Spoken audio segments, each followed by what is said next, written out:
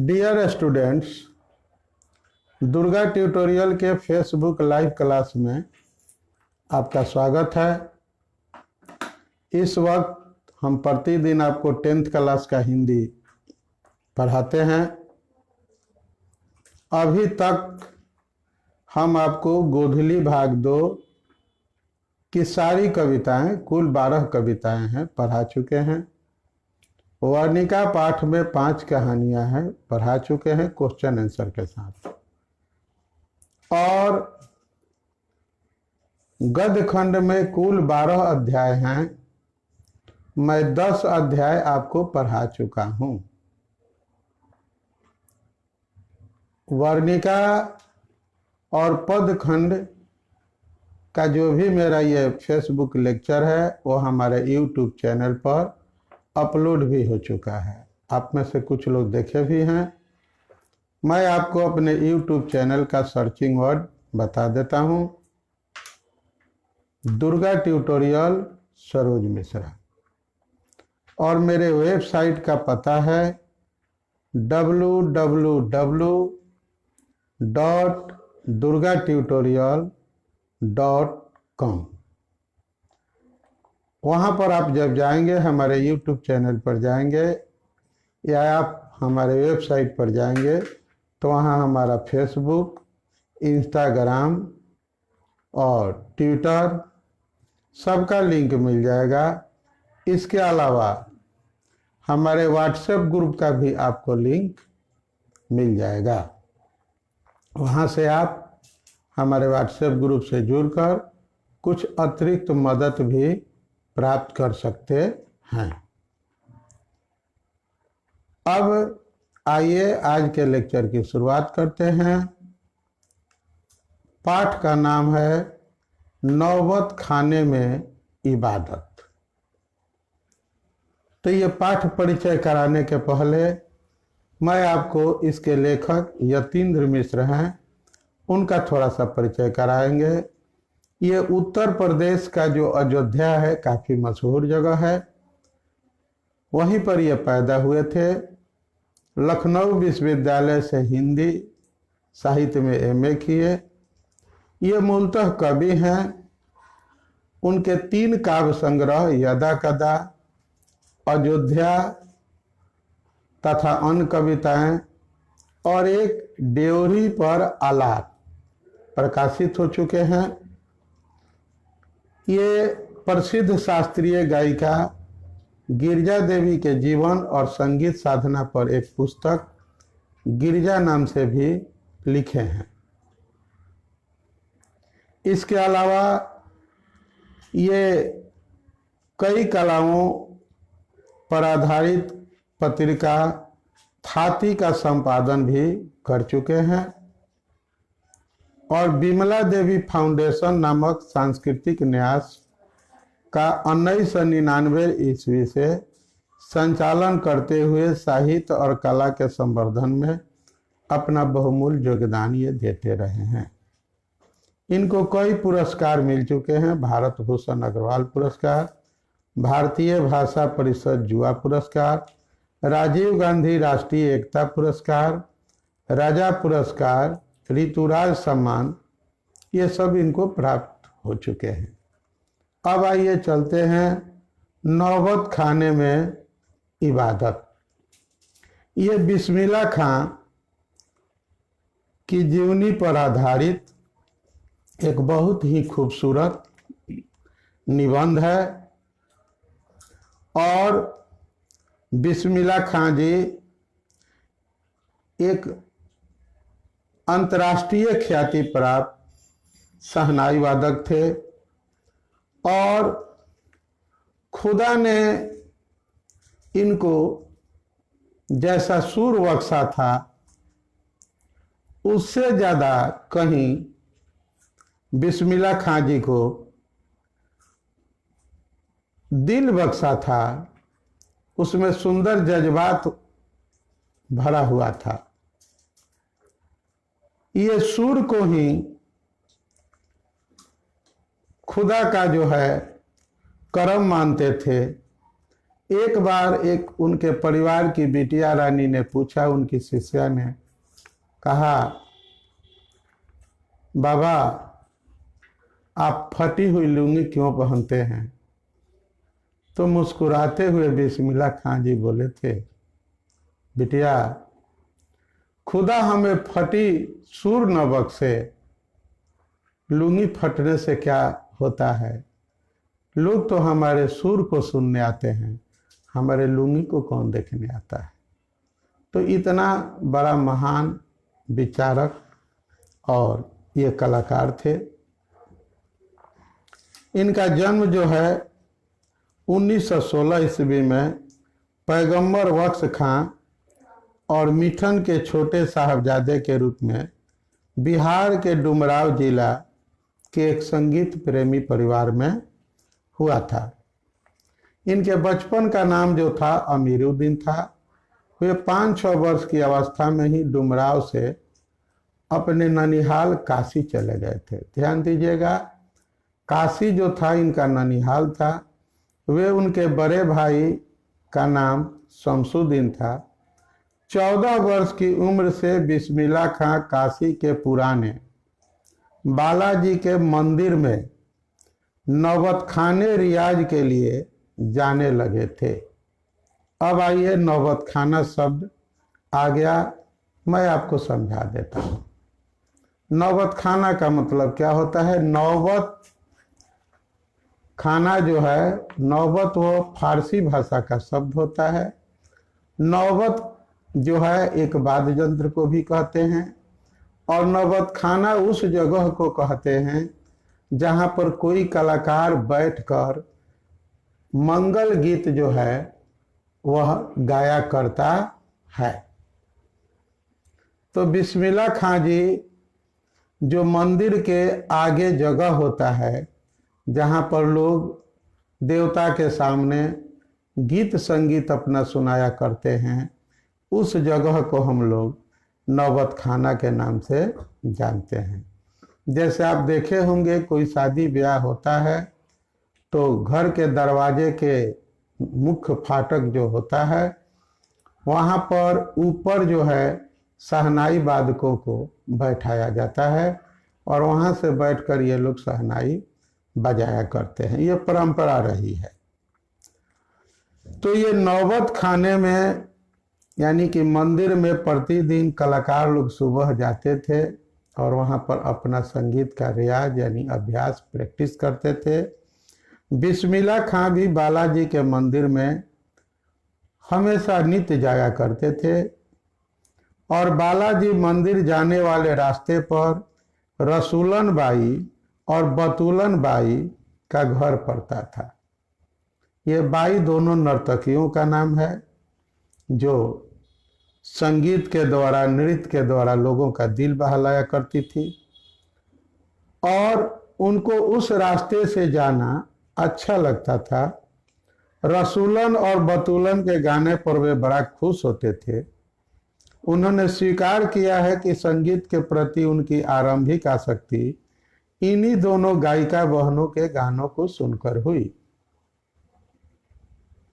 सोचिए, ये उस गली से गुजरकर संगीत सीखे, उन लोगों से संगीत सीखे जिनकी गलियों में जाना जो है बहुत अच्छा काम नहीं समझा जाता है। ये दोनों बहनें थी लेकिन वे जाते थे और संगीत शास्त्र के अंतर्गत शहनाई को सुशील वाद्य यंत्रों में स्थान प्राप्त है। इसे शाहने के नाम से जाना जाता था। शाह शब्द जो है वो बादशाह का है। नाय का मतलब होता है ऐसा यंत्र जो ये बांस यानी नरकट का बना होता है, वही जो ये शहनाई शब्द का है। और ये शहनाई इनको मशहूर नहीं की, सच पूछिए तो बिस्मिल्लाह खां जी शहनाई को मशहूर किए। और ये हमेशा संगीत कार्यक्रम में शामिल होते थे और काशी नगरी में बालाजी के मंदिर में, विश्वनाथ जी के मंदिर में या काशी में संगीत आयोजन की एक अद्भुत परंपरा रही है। संकट मोचन मंदिर में जो है वह संगीत का सम्मेलन होता है। उस सम्मेलन में बिस्मिल्लाह खां जी अवश्य रहते थे और पूरी इनकी निष्ठा थी। एक सबसे बड़ी बात मैं आपको बता दूं कि ये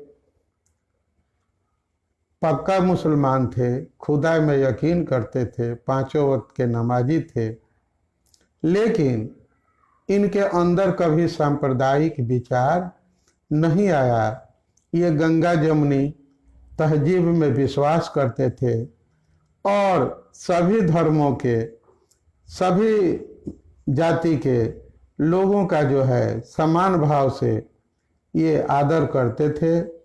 सूर साधना ही उनके लिए ईश आराधना थी, यानी कि अपने सूर के द्वारा, चाहे मंदिर हो, चाहे कोई और धार्मिक स्थान हो, उनके लिए पूजा, प्रार्थना, इबादत, वहाँ पर बैठ के लोगों के दिल को, भगवान को सुनाना था। गंगा मैया और विश्वनाथ जी से इनका अटूट लगाव था, इसलिए इनको भारत रत्न, पद्म भूषण जैसे पुरस्कारों से नवाजा गया। पर वे इनके कारण नहीं, बल्कि अपनी अजैब संगीत यात्रा के लिए भविष्य में सदैव संगीत के नायक बन के रहेंगे। उनका निधन 21 अगस्त 2006 ईस्वी को हुआ और भारतीय सिनेमा जगत में भी इन्होंने जो है शहनाई बजाया और अपने शहनाई के द्वारा संगीत जो है वो दिया। काफ़ी मशहूर भी हुई थी इनकी लिखी हुई गीत, लेकिन हम इनके जीवन की समीक्षा कर रहे हैं, इसलिए उसकी विशेष चर्चा नहीं करेंगे।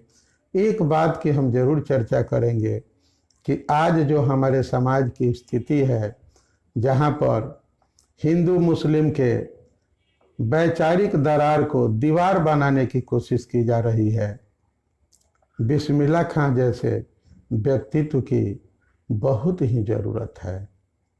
एक उभरते हुए शायर का शेर जो है मुझे याद आ रहा है, मैं चाहूँगा आप लोग को भी शेयर करूं। ये बिस्मिल्लाह खां जी के ऊपर है। मेरी रूह को याद करके कोई तहजीब निकाला जाए, मेरी रूह को याद करके कोई तहजीब निकाला जाए। लोग भटक रहे हैं इस महफिल में, अब उन्हें संभाला जाए।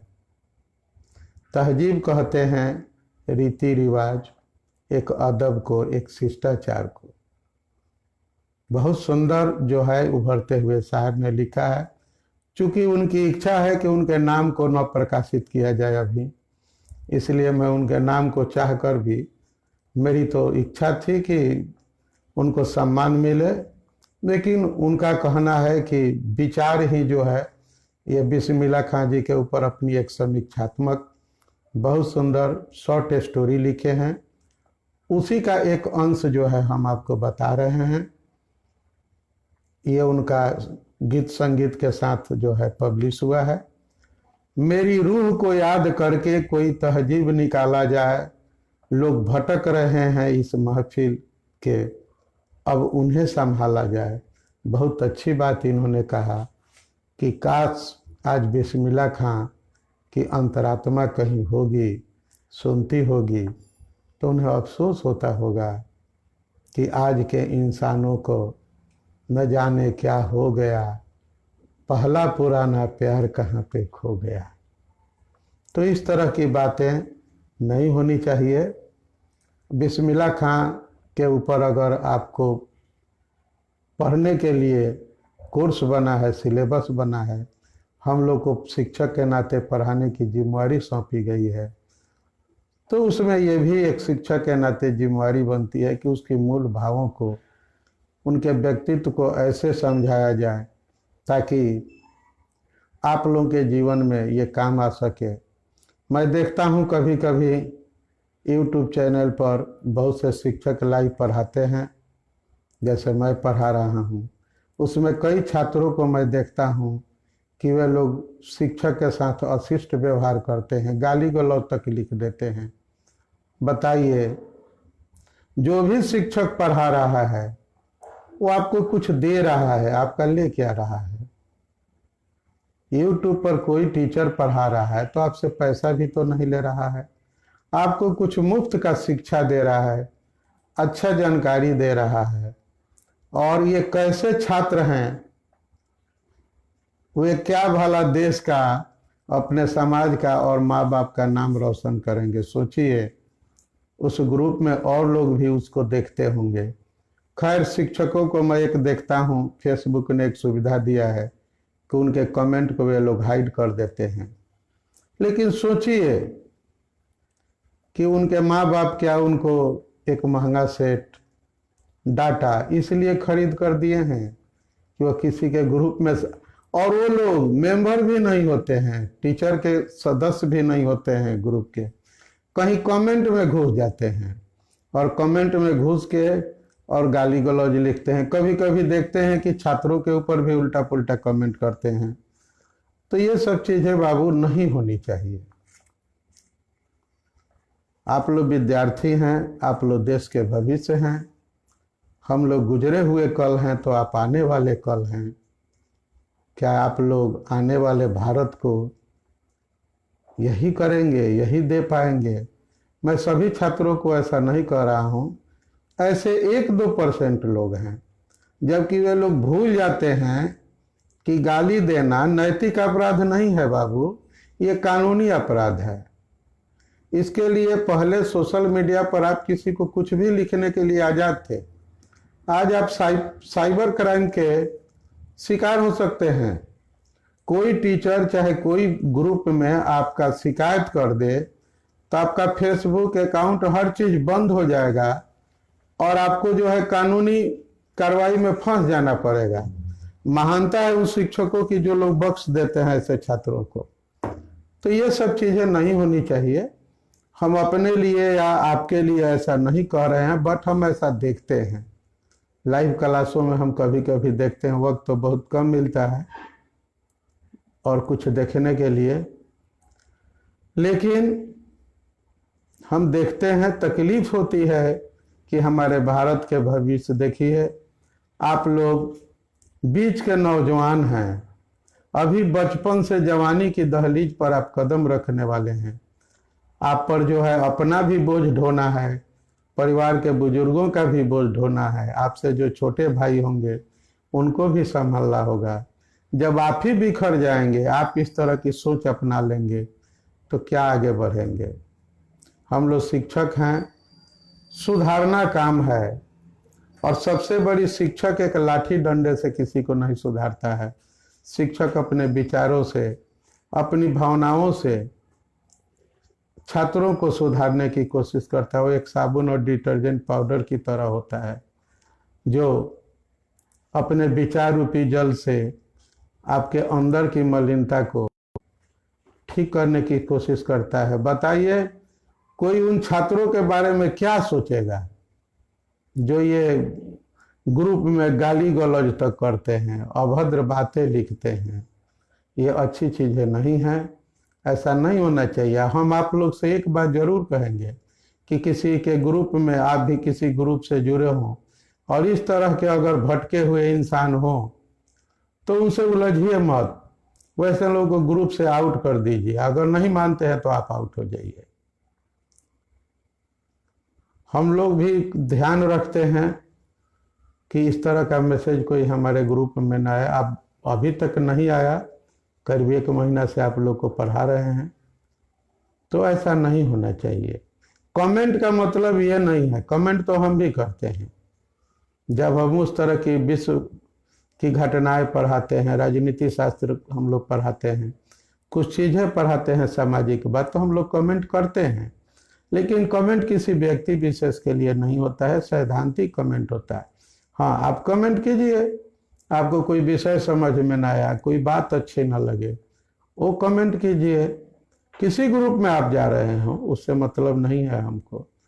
हमको यह है कि मैं जब देखता हूँ यूट्यूब के ऊपर इस तरह की घटनाएं, तो हमें तकलीफ होती है। कभी कभी तो लगता है कि तब क्या हम लोग भी ऐसे ही बच्चों के बीच में आ रहे हैं जो कर रहे हैं। गनीमत है कि हमारे ग्रुप में, हमारे चैनल से जुड़े हुए ऐसे बच्चे नहीं हैं, बट ऐसे हैं सोसाइटी में।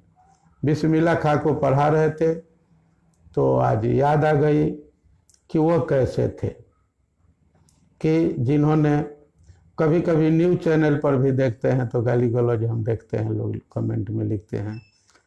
ये सब चीज़ें नहीं होनी चाहिए। और आप लोग विद्यार्थी हैं, देश के भविष्य हैं, पढ़िए। हाँ, विचार, अपना विचार रखिए, अपने भावनाओं को रखिए, बट मर्यादा के अधीन रह कर रखिए। तो आइए चलते हैं हम, आपका समय बहुत लिए, चलते हैं क्वेश्चन आंसर की दुनिया में।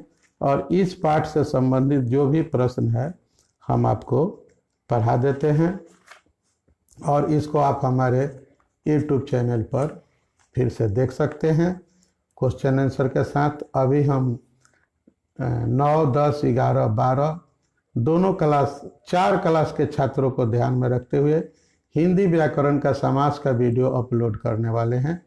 1-2 दिन में समास का वीडियो हमारा अपलोड होगा, आप हमारे यूट्यूब चैनल पर देख सकते हैं, जिसका सर्चिंग वर्ड है सरोज मिश्रा, दुर्गा ट्यूटोरियल सरोज मिश्रा।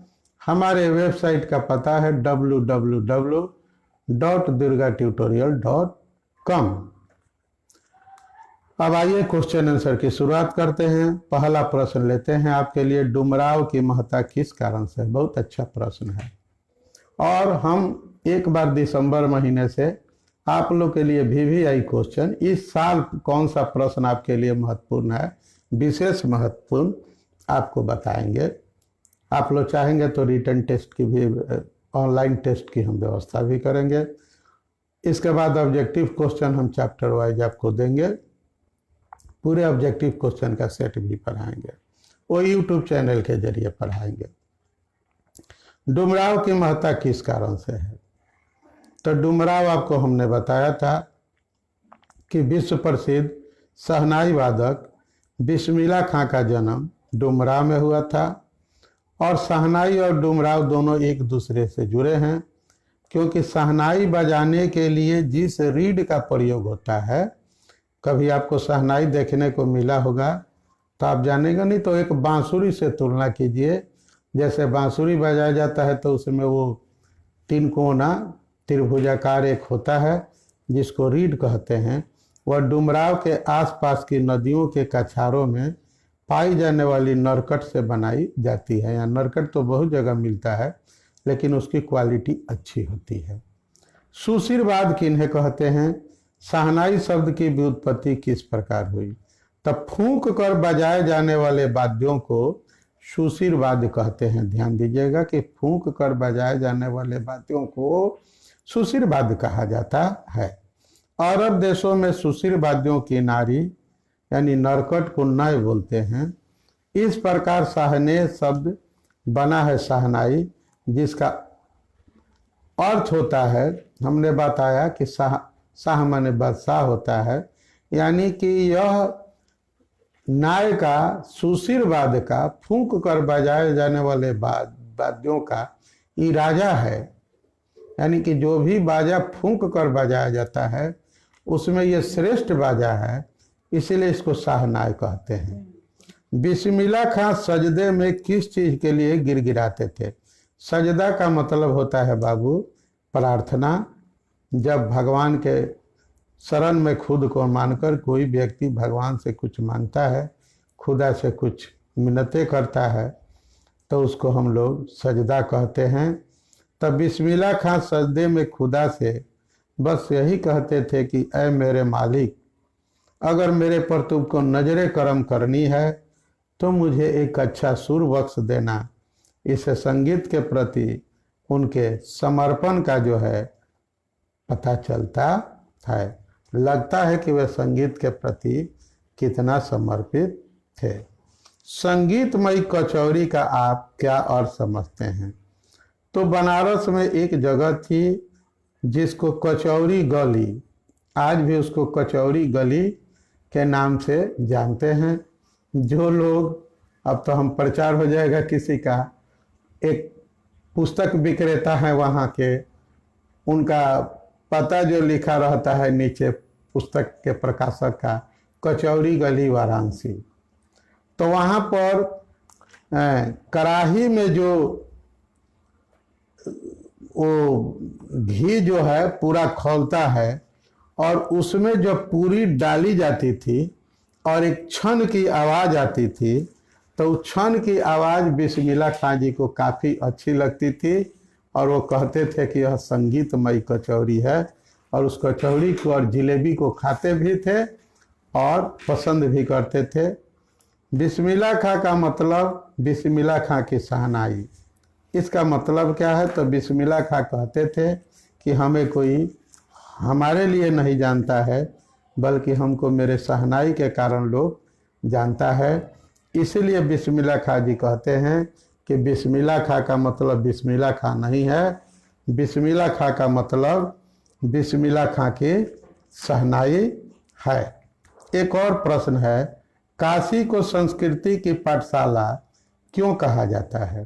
तो काशी को संस्कृति की पाठशाला कहा जाता है क्योंकि यहाँ रहकर हम आत्मीयता साधकर सांस्कृतिक गुण संपन्न हो जाते हैं। यह धर्म और धार्मिक सद्भाव की नगरी है। शिष्या ने बिस्मिल्लाह खां को क्यों टोका? तो एक दिन एक शिष्या ने बिस्मिल्लाह खां साहब को टोका, बाबा आप ये क्या करते हैं? इतनी प्रतिष्ठा है, इतनी इज्जत है आपकी, अब तो आपको भारत रत्न मिल चुका है और यह फटी तहमद न पहना करे। तहमद भी थोड़ा क्लिष्ट शब्द है, लुंगी को तहमद कहते हैं। अच्छा नहीं लगता है, जब भी कोई आता है आप इसी फटी तहमद में सबसे मिलते हैं। संगीतमय कचौड़ी आपको हमने बताया। अमीरी दिल से फकीर ने क्या कहा था? एक फकीर मिले थे अमीरुद्दीन, यानी इनके बचपन का नाम है बिस्मिल्लाह खां जी के, और वो बोले थे बजा बजा बजा बजा बजा, जैसे कोई कहता है बजा बजा। इसका कहने का मतलब था कि तुम शहनाई बजाते रहो और तेरी शहनाई से ही तुम्हारी पूरी दुनिया में नाम छा जाएगी। बिस्मिल्लाह खां के बचपन का नाम आपको हमने बताया अमीरुद्दीन था। यानी फकीर ने कहा था कि तू शहनाई बजाते रह, एक दिन यही शहनाई जो है तुम्हें तुम्हारी मंजिल तक पहुंचाएगी। काशी का जन समूह किन रसिकों से उपकृत होता आया है? तो काशी नगरी का जन समूह अनेक रसिकों से उपकृत होता आया है। कलाधर हनुमान, नृत्य प्रिय शंकर यानी विश्वनाथ सिंह, पंडित कंठे महाराज, विद्याधरी रामदास जी, बिस्मिल्लाह खां, मौजूद्दीन खां जैसे रसिकों से काशी का जन समूह उपकृत होता आया है। कल अंतिम पाठ आप लोग को है शिक्षा। ये महात्मा गांधी जो हमारे राष्ट्रपिता हैं उनकी लिखी हुई जो है ये रचना है शिक्षा, और कल अंतिम पाठ है। कल हम आपको फिर शाम 7 बजे से 8 बजे के बीच पढ़ाई शुरू करेंगे। आप हमारे YouTube चैनल से अगर अब तक न जुड़े हों तो मैं सलाह दूंगा कि आप उससे जुड़िए, क्योंकि अब आपका ये हिंदी का पाठ्य पुस्तक जो है वो व्याकरण छोड़कर पूरे पाठ्य पुस्तक को हमने पढ़ा दिया। बाकी का जो व्याकरण का अधिकांश भाग है वह वस्तुनिष्ठ प्रश्न के रूप में आता है, वो लिंग निर्णय है, उसमें कोई खास लेक्चर का गुंजाइश नहीं है। तो मैं ऑब्जेक्टिव क्वेश्चन यूट्यूब पर आपको पढ़ाऊंगा। इसके बाद आपको पर्यायवाची शब्द है, विपरीतार्थक शब्द है, जो टॉपिक टाइप पढ़ाने लायक था, संधि है, समास है, थोड़ा बहुत काल है, संज्ञा सर्वनाम है, वो भी मैं टॉपिक वीडियो बना के अपने यूट्यूब चैनल पर डाल दूंगा। और फिर जो है आपके लिए दूसरे विषय के बारे में हम लोग विचार करेंगे लाइव क्लास के लिए। लेकिन हमारे यूट्यूब चैनल पर और वेबसाइट पर हम आपके लिए जो है रोज़ 2-3 नए वीडियो लेकर आते रहेंगे। 9वां से लेकर 12वां क्लास तक के लिए बिहार बोर्ड के छात्रों के लिए पर्याप्त हमारे पास अध्ययन सामग्री है, अभी है और बहुत कुछ करना है। दिसंबर तक जो भी विषय हम शुरू किए हैं एक एक करके 1 बाय 1 हम विषय को समाप्त कर देंगे। हिंदी आपका टारगेट था हमारा, तो हिंदी में आप लोग 10th के जो भी विद्यार्थी हैं जोड़ लीजिए। 12 पाठ जो था आपका गद्य का, 12 पद का, जिसमें 24 में 23 पाठ की पढ़ाई हो चुकी है। कल पाठ समाप्त हो जाएगा आपका, तो आपकी गोधली भाग 2 पुस्तक समाप्त हो जाएगी। वर्णिका को हमने समाप्त कर दिया है, क्वेश्चन आंसर भी पढ़ा है। अब आपके लिए इसका क्वेश्चन आंसर भी हम देंगे और सारे पाठ का सम्मिलित रूप से हम ऑब्जेक्टिव क्वेश्चन भी आपको पढ़ाएंगे और फिर हिंदी का सेट भी हम आपको ऑब्जेक्टिव का पढ़ाएंगे। तो फिर कल मिलते हैं।